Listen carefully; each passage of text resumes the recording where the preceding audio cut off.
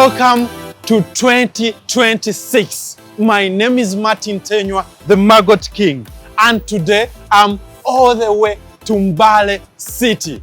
I'm meeting exciting farmers who are interested to learn more about black soldier fly farming. Join me on this journey. Mbale is a special place because I have a couple of actually farmers who are practicing, and I'm happy to be part of MUWEI to give you this training. Why black soldier fly? We always see our local chicken looking for what to eat. They are looking for insects. Fish on the lake, who feeds the fish? They feed on insects. You can be a fish farmer, pig farmer, poultry farmer, and integrate these insects into your ventures to make them more sustainable.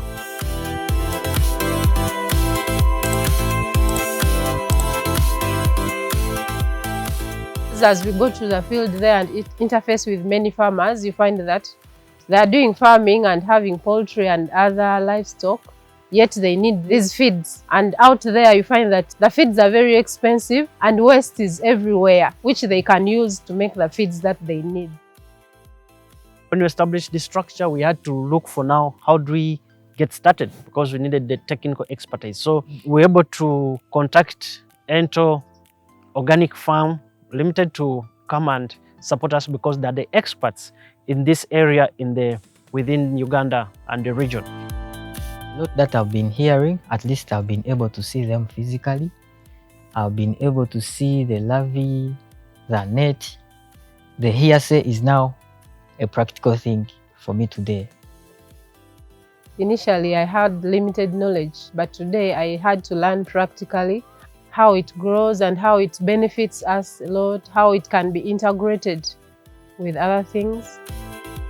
I love the value chain around it. I believe that it can put very many players into the economy once handled very well.